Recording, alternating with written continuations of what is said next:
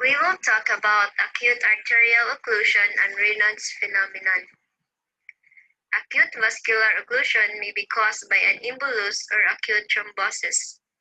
It occurs when an artery that normally allows for the blood flow becomes completely blocked or occluded. It can result from iatrogenic injury, which can occur during insertion of invasive catheters such as those used for arteriography or stent replacement or an intra-aortic balloon pump. Other causes include trauma from a fracture, crush injury, and penetrating wounds that disrupts the arterial edema. This is the normal artery and the narrowed artery caused by atherosclerotic plaque. The embolus travel to the bloodstream and lodge as vessels narrows and block the flow of the blood. Arterial clot are usually triggered by rupture of atherosclerotic plaque in the artery wall, exposing the content of the plaque and subendothelial fibers to the blood. In the fast-moving blood in the artery, platelets rapidly recruited and activated at the site of plaque rupture, and the clots grows quickly, stabilized by fibrin generated through the coagulation cascade. If the blood partially or completely prevent the blood flow, it can cause compartment syndrome, a painful condition that occurs when pressure within the muscles builds to dangerous levels. This pressure can decrease blood flow, which prevents nourishment and oxygen from reaching nerve and muscle cells. Amputation, necrosis and gangrene, bleeding, stroke, or even death. Pathophysiology. Arterial emboli arise most commonly from thrombi that develops in the chambers of the heart as a result of arterial fibrillation, myocardial infarction, infective endocarditis, or chronic heart failure. These thrombi become detached and are carried from the left side of the heart into the arterial system, where they lodge in and obstruct an artery that is smaller than the embolus. Emboli may also develop in advanced aortic atherosclerosis because the atheromatous plaques ulcerates or become rough. Acute thrombosis frequently occurs in patients with pre-existing ischemic symptoms. Clinical manifestation: pain in extremities, generally in leg or feet. It develops because of inadequate blood flow. Pale or bluish skin, usually caused by low oxygen levels in the red blood cells or problems getting oxygenated blood to the body. Paresthesia, or abnormal sensations in the limb. Paralysis, pulselessness, and poikilothermia. Now we will talk about risk factors.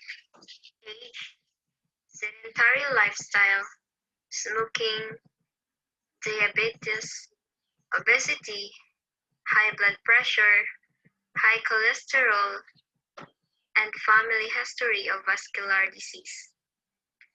Laboratory and diagnostic procedure. Ankle brachial index. In this procedure, the blood pressure in your ankle is compared to the blood pressure in the arm. Duplex ultrasound. Harmless sound waves are used to create images of blood flow in the legs. Arteriography. Using a dye or contrast medium is injected into the artery. This is done using a thin, flexible tube or a catheter. The dye makes blood vessels show up more clearly on X-rays and blood tests. A sample of the blood can be used to measure the cholesterol and triglyceride and to check for diabetes. Treatment modalities: dissolving or removing a blood clot. A tube or catheter with a clot-busting medicine be put in an artery in the groin to dissolve the clot. Or a cut or incision is made in the artery that at the blocked area and remove the clot. Angioplasty. A tiny inflated balloon is passed through a catheter to the narrowed part of the artery. The balloon is inflated to widen the artery and then deflated and removed. Stenting. After angioplasty, a tiny wire mesh tube or stent may be put in the artery to help hold it open. The stent is also placed using a catheter. Endarterectomy. An incision is made in the artery at the blocked area. The material that blocks the artery is then removed from artery walls. Peripheral bypass surgery. A natural or man-made graft is used to bypass the blocked part of the artery. Style changes and oxygen therapy. Medical management. Management of arterial thrombosis depends on its cause. Management of acute embolic occlusion usually requires surgery because time is of the essence. Because the onset of the event is acute, collateral circulation has not yet developed. Heparin therapy is initiated immediately to prevent further development of emboli and to hamper the extension of existing thrombi. Typically, an initial IV bolus of 5,000 to 10,000 units is administered, followed by a continuous infusion of 1,000 units per hour until the patient undergoes surgery. Fibrin is a specific thrombolytic medication. Do not deplete circulating fibrinogen and plasminogen, which prevents the development of systemic fibrinolysis. Other thrombolytic medications are retiplase, tenecteplase, and staphylokinase. Although these agents differ in their pharmacokinetics, they are administered in a similar manner.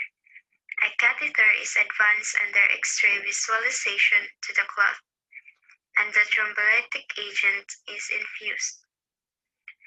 Thrombolytic therapy should not be used when there are known contraindications to therapy or when the extremity cannot tolerate the several additional hours of ischemia that it takes for the agent to lase or disintegrate the clot.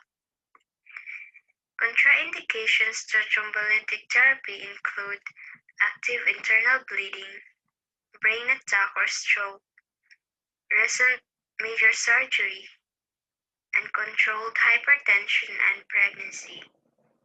Surgical management.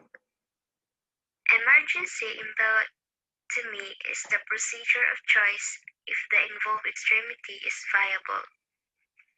Arterial emboli are usually treated by insertion of an embolectomy catheter. The catheter is passed through a groin incision into the affected artery and advances past the occlusion.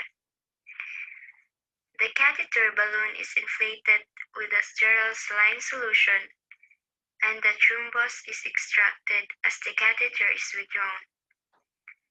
This procedure involves incising the vessels and removing the clot. Nursing management. Before surgery, the patient remains on bed rest with the affected extremity level or slightly dependent or 15 degrees.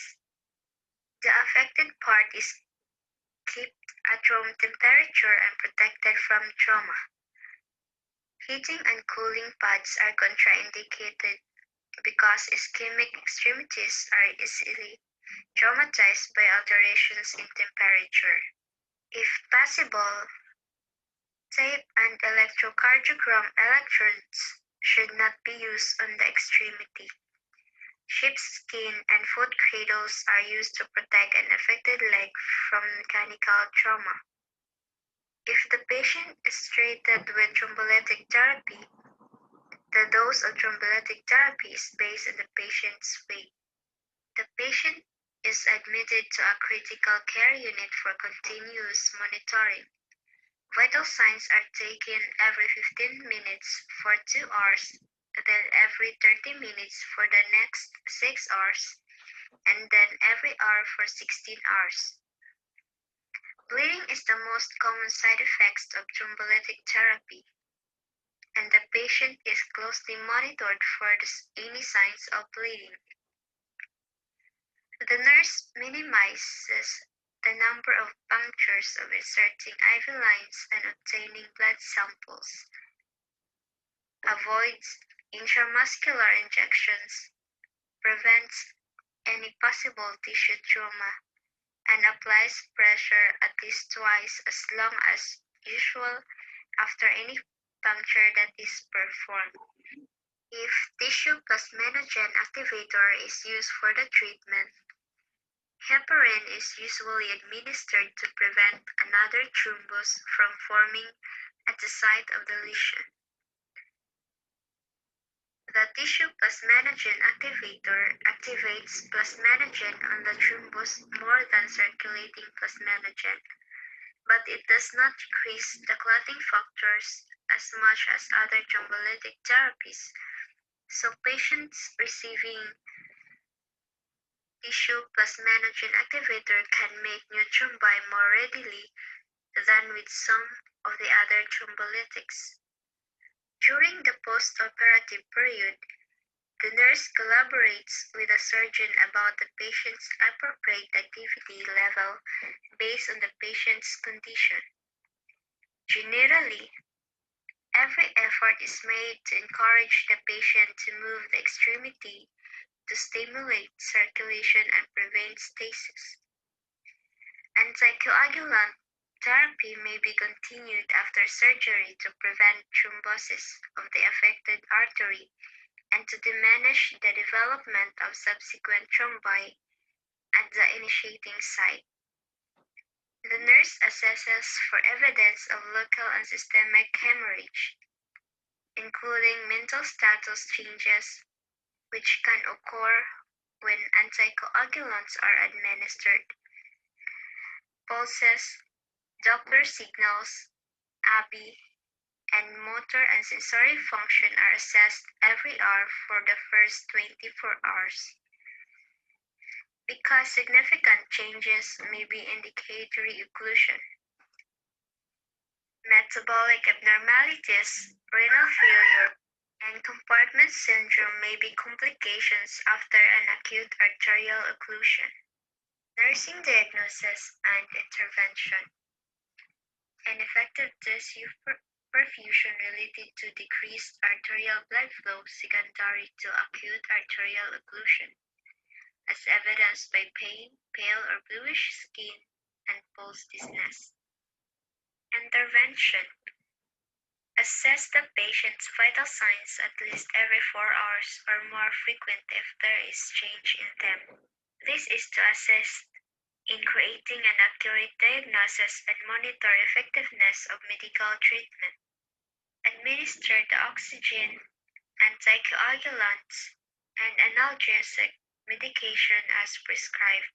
This is to provide adequate air, prevent from clot formation, and to relieve pain.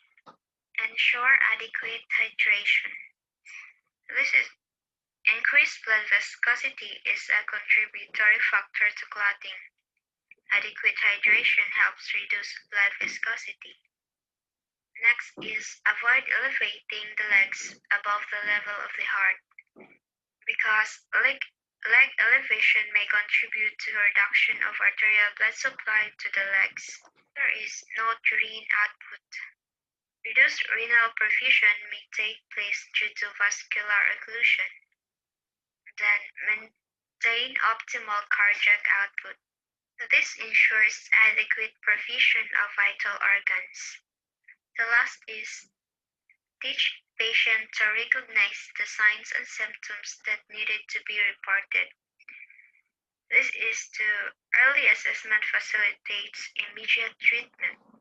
Another nursing diagnosis is acute pain related to decreased arterial blood flow as evidenced by pain and weakness in the leg. Intervention.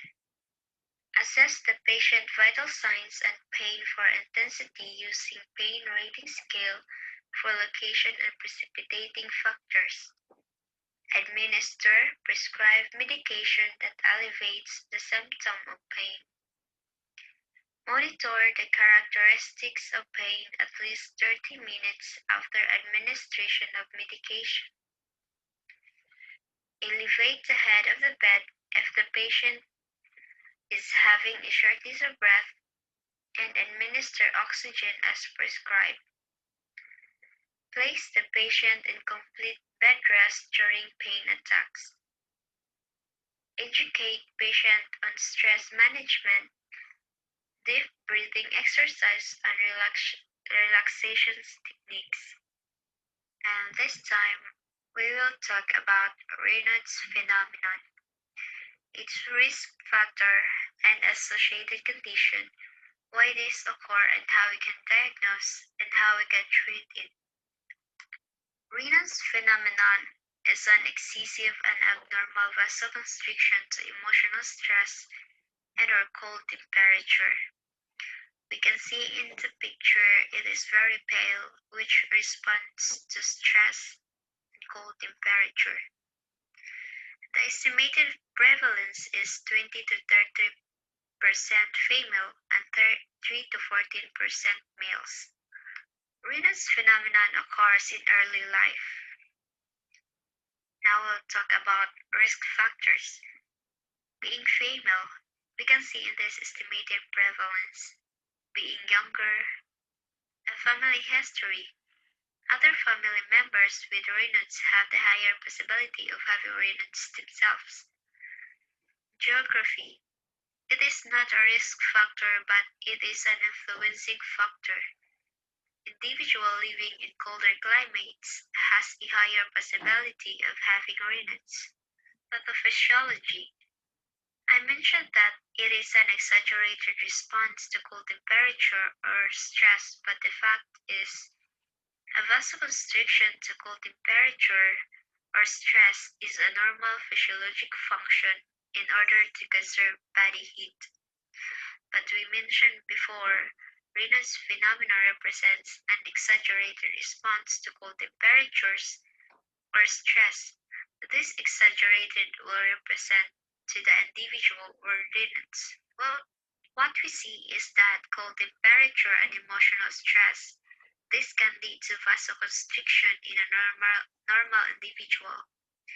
We can see here the normal vasoconstriction, but with Raynaud's, this response is exaggerated or excessive vasoconstriction that can't get enough blood in the extremities. Raynaud's type. Primary and secondary Raynaud's. Primary Raynaud's is essentially idiopathic. There are no known underlying causes. Onset of primary Raynaud's occur at age 15 to 30, and young women are more likely to have primary Raynaud's. In secondary Raynaud's, due to underlying condition, there is so many conditions that can cause secondary Raynaud's phenomenon or syndrome. Another is autoimmune conditions such as scleroderma, which is the most common cause of secondary Raynaud's, and SLE. Hematologic conditions such as cryoglobulinemia, paraneoplastic syndrome. Another is hypothyroidism, and other vascular disease cause secondary Raynaud's such as atherosclerosis, vasculitis, emboli, and Tourniquet syndrome. Then carpal tunnel. Also, drugs such as cocaine, nicotine, interferons, sympathomimetics, ergotamines, bleomycins, and beta blockers. Another is autoimmune hepatitis and diabetes mellitus.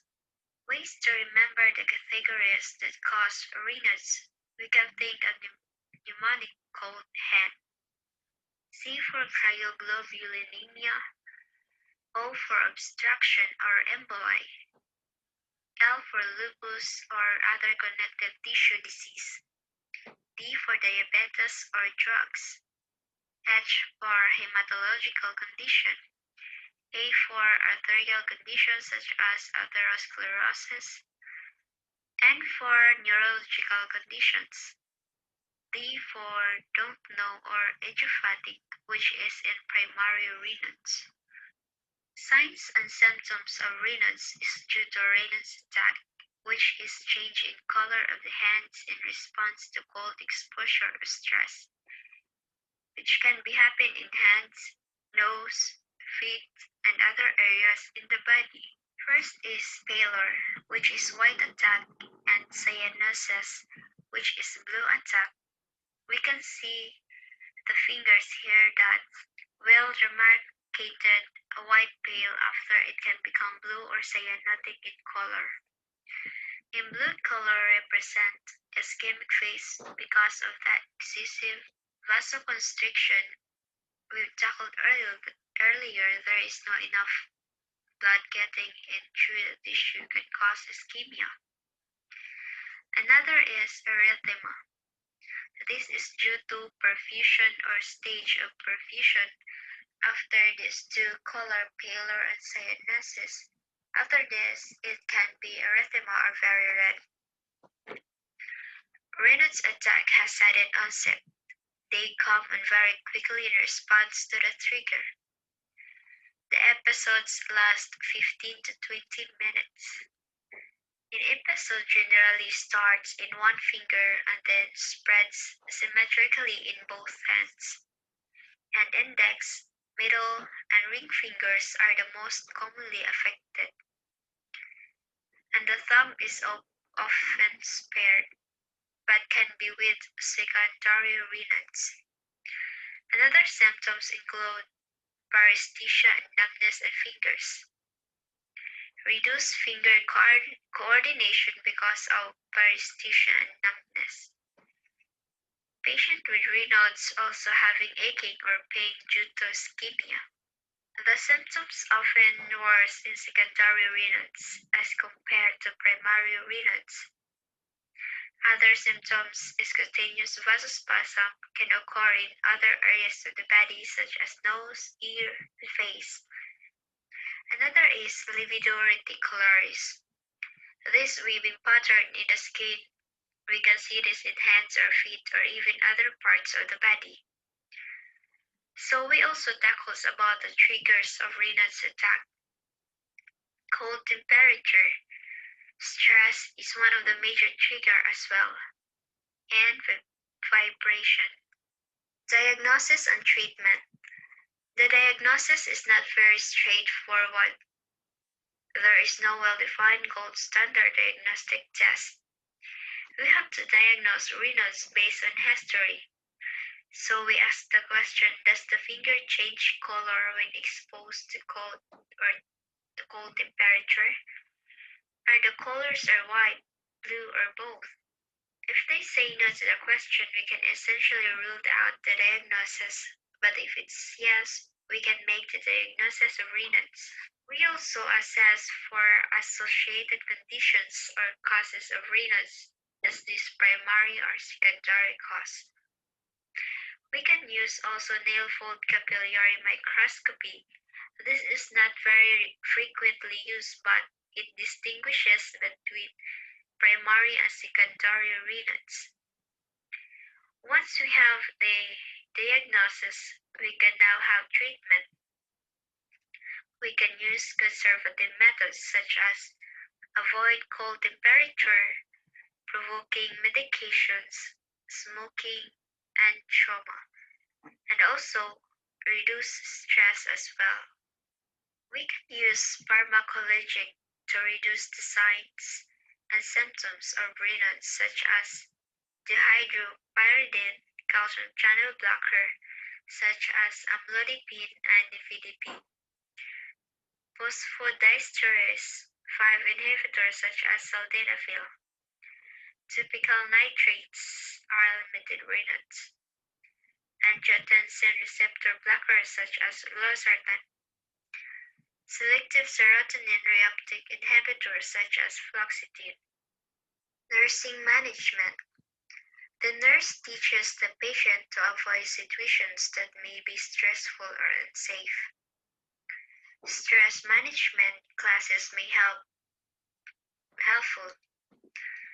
Exposure to cold must be minimized, and in areas where the fall and winter months are cold, the patients should remain indoors as much as possible and wear layers of clothing when outdoors.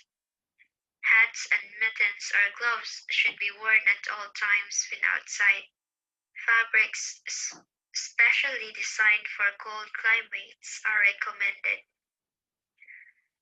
Patients should warm up their vehicles before getting in so that they can avoid touching a cold steering wheel or door handle, which could elicit an attack. During summer, a sweater should be available when entering air-conditioned rooms. Patients are often concerned about serious complications such as gangrene and amputation, but these complications are uncommon. Patients should avoid all forms of nicotine. The nicotine gum or patches should used help people quit smoking may induce attacks. Patients should be cautioned to handle sharp objects carefully to avoid injuring the fingers. Patients should be informed about the postural hypotension that may result from medications such as calcium channel blockers used to treat Raynaud's disease. The nurse also discusses safety precautions related to alcohol, exercise, and hot weather. Nursing diagnosis and intervention. Acute pain related to tissue ischemia secondary to vasospasm. Intervention. Assess vital signs, noting tachycardia, hypertension, and increased respiration even if the client denies pain. Changes in these vital signs often indicate acute pain and discomfort. Some clients may have slightly lowered BP, which returns to normal range after pain relief is achieved. Another is provide comfort measure. This is to provide non-pharmacologic pain management. Next is encourage use of relaxation techniques such as deep breathing exercises, guided imagery, visualization, or music. This is to relieve muscles and emotional tension, enhances sense of control, and may improve coping abilities. Give pain medication for pain such as analgesics as prescribed. This is to relieve pain. Another diagnosis is ineffective peripheral tissue perfusion related to lack of supplies due to extremities secondary to vasospasm. Intervention. Assess the patient for the blood circulation, color, and sensation at the extremities. This is to further investigation and treatment.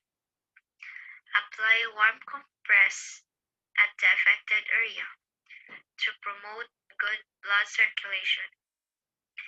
Monitor the blood circulation to the extremities every 2 hours to observe any further complication.